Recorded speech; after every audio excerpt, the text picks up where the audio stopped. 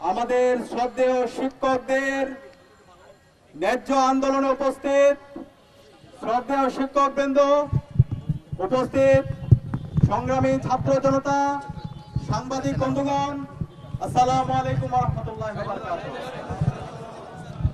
সংগ্রামী উপস্থিতি,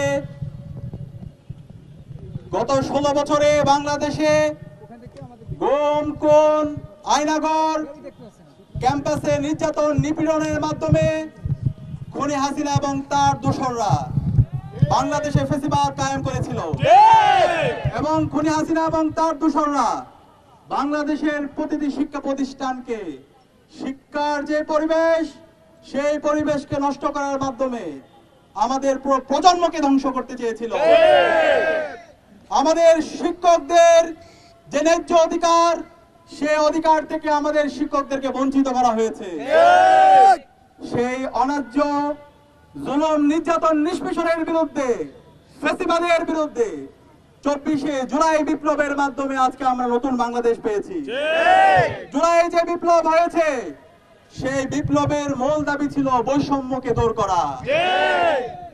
যে জুলাই বিপ্লবে আমাদের 2000 ভাই বোন জীবন দিয়েছে, 40,000 ভাই বোন দঙ্গ হয়েছে, গাজী হয়েছে এবং তাদের আত্মত্যাগের মাধ্যমে আজকে আমরা ফ্যাসিবাদ মুক্ত নতুন বাংলাদেশ পেয়েছি। সকল শহীদদের মূল উদ্দেশ্য ছিল একটি ইনসাফ ভিত্তিক বাংলাদেশ বিনির্মাণ করা, বৈষম্যহীন বাংলাদেশ বিনির্মাণ করা। কিন্তু আমরা আজকে 1 বছর পরেও আমাদের সেই বৈষম্যগুলো দূর হতে দেখছি না। যে অন্তর্বর্তীকালীন সরকার শহীদদের রক্তের উপর বসে গঠিত হয়েছে, সেই অন্তর্বর্তীকালীন সরকার জুলুম, নির্যাতন, নিষ্পেষণ, বৈষম্য দূর করার জন্য যেভাবে উদ্যোগ গ্রহণ করা দরকার, সেই উদ্যোগগুলো আমরা দেখতে পাচ্ছি না। আমরা আমাদের আজকে রক্তকরণ হচ্ছে হৃদয়ের মধ্যে। আমাদের জাতি গড়ার কারিগর, আগামীর প্রজন্ম গড়ার কারিগর আমাদের শ্রদ্ধেয় শিক্ষকরা ন্যায্য অধিকারের জন্য গত 8 দিন ধরে শহীদ মিনারে অবস্থান করতে হচ্ছে। যখন এই ন্যায্য অধিকারের জন্য যখন তারা আন্দোলন করছে, ফ্যাসিবাদী কায়দায় খুনি হাসিনা এবং তার পেটুয়া বাহিনী যেভাবে বিগত সময়ে আমাদের উপর হামলা করেছে, নির্যাতন করেছে, ঠিক একইভাবে আমরা আমাদের শ্রদ্ধেয় শিক্ষকদের উপর হামলা হতে দেখেছি। আপনারা ফ্যাসিস্ট হওয়ার চেষ্টা করবেন না। শহীদ আবু সাইদ, শহীদ ওয়াসিম, শহীদ শান্ত, শহীদ আলী রায়হানের উত্তরসূরিরা ঘুমিয়ে যায়নি। আবু সাইদ যেভাবে প্রতিরোধ করে চলেছিল, ইনসাফের পক্ষে কথা বলেছিল, বৈষম্যের বিপক্ষে কথা বলেছিল, আমরা শহীদ আবু সাইদ, ওয়াসিম, আলী রায়হানের উত্তরসূরিরা ঠিক একইভাবে আমরা আমাদের বৈষম্যের বিরুদ্ধে, ইনসাফের পক্ষে আমরা কথা বলে যাব ইনশাআল্লাহ। আজকে আমরা 8 দিন ধরে আন্দোলনের পরও অন্তর্বর্তীকালীন সরকারের কার্যকর কোনো উদ্যোগ দেখতে পাচ্ছি না। আজকে আমরা হতাশ হচ্ছি। অন্তর্বর্তীকালীন সরকারের যিনি প্রধান, তিনি একজন শিক্ষক। আজকে যিনি শিক্ষা উপদেষ্টা, তিনিও ঢাকা বিশ্ববিদ্যালয়ের একজন শিক্ষক। আজকে যিনি আইন উপদেষ্টা, তিনিও একজন শিক্ষক। আজকে যিনি জ্বালানি উপদেষ্টা, তিনিও একজন শিক্ষক। অন্তর্বর্তীকালীন সরকারে আমরা যাদেরকে দেখতে পাই, তারা সবাই শিক্ষক। শিক্ষক হয়ে আপনারা আমাদের শিক্ষকদের বঞ্চনা, তাদের ন্যায্য অধিকার কথা অনুভব করতে পারছেন না। আপনারা যদি এটা করতে না পারেন, আপনাদের এখানে থাকার দরকার নাই। ভোগ বিলাস করার জন্য পাঠাই নাই। শিক্ষার্থীদের এবং আমাদের শিক্ষকদের ন্যায্য যে দাবি আছে, সেই দাবি বাস্তবায়ন করার জন্য আপনাদেরকে পাঠিয়েছি। তাদের যে প্রত্যাশা, সেই প্রত্যাশা বাস্তবায়ন করার জন্য আপনাদেরকে পাঠিয়েছি। আপনারা যদি মনে করেন এখানে ভোগ বিলাস করতে এসেছেন, তাহলে আপনারা ভুল করছেন। যদি এই পথে পথ বাড়ান, আমাদের শিক্ষকদের ন্যায্য দাবি মেনে না নেন, তাহলে বাংলাদেশে ফ্যাসিবাদ, খুনি হাসিনা এবং তার দোসরদের যে পরিণত হয়েছিল, তার চাইতে খারাপ পরিণতি আপনারা হতাশ হবেন না, আপনারা হীনমন্য হবেন না। আপনাদের সাথে সারা দেশের ছাত্র সমাজ আপনাদের সাথে একত্রতা পোষণ করছে।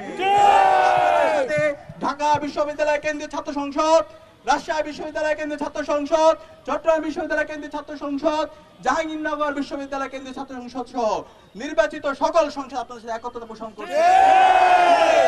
পুরো প্রজন্ম আপনাদের সাথে একত্রতা পোষণ করছে।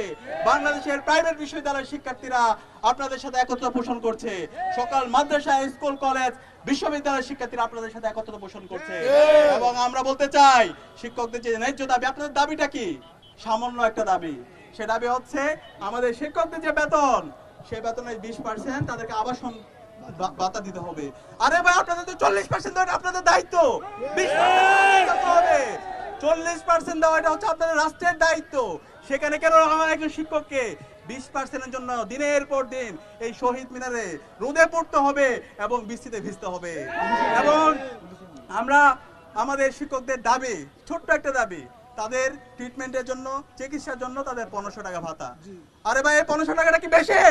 রাস্তায় টাকার অভাব হয়েছে, হাজার হাজার কোটি টাকা আপনারা লোপাট করছেন, সেটা কাউন্টার করে আপনারা আমাদের শিক্ষকদের উপর জুলুম করবেন না, সেই জুলুম আপনারা বরদাস্ত করবেন না, আগুন নিয়ে খেলবেন না বাংলাদেশের ছাত্র সমাজ।